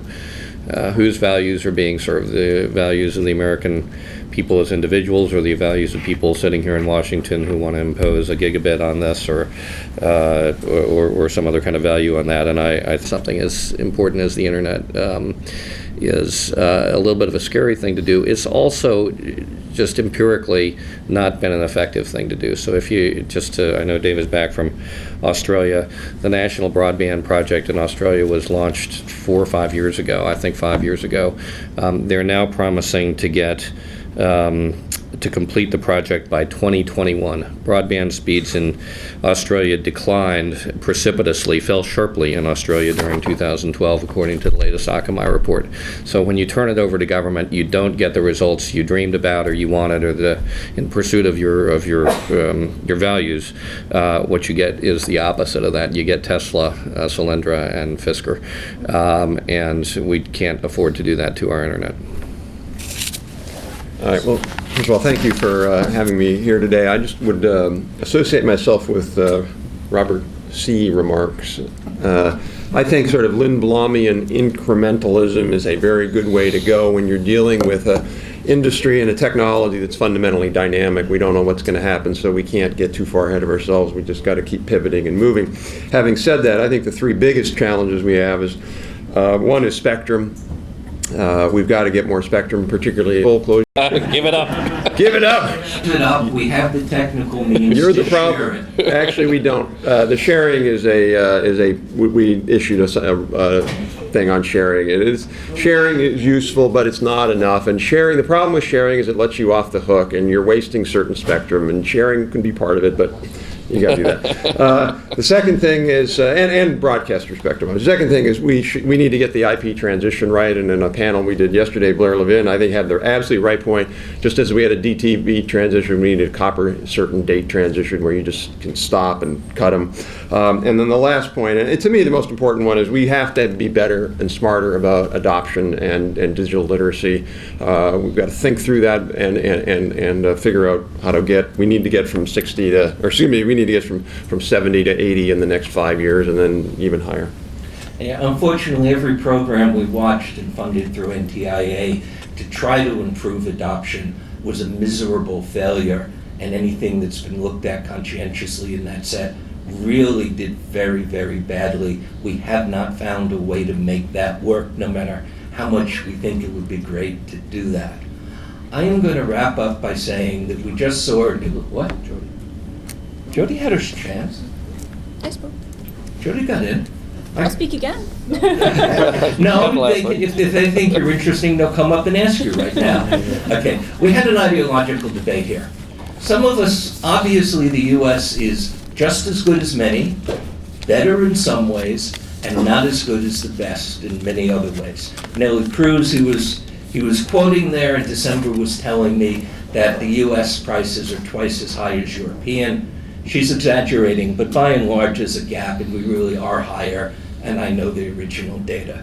There's lots of ways we can be better. Some of us think that government should jump in and do something. Some of us think that if government jumps in, it's going to get muddled. The Australian example to date is they're doing a god-awful job. They're already desperately behind schedule and twice over budget. And it's right to keep government out of things. But I'm also looking at some folks here in the U.S. military who I think will tell me that why snafu is a military word that I can't repeat what it actually means in polite company, Government sometimes can do a bloody good job of taking care of things, and some of us think that a better broadband is worth pulling government in. And let's disagree on the philosophy and try to keep our facts straight meanwhile. Thank you all for coming, and I'm glad we didn't lose too many people along the way. Thank you all for coming. Our next panel will be May 23rd at Center for Strategic and International Studies here in DC. It's going to be a great panel on geopolitics, internet governance. You can find us online on our website, on Facebook and Twitter.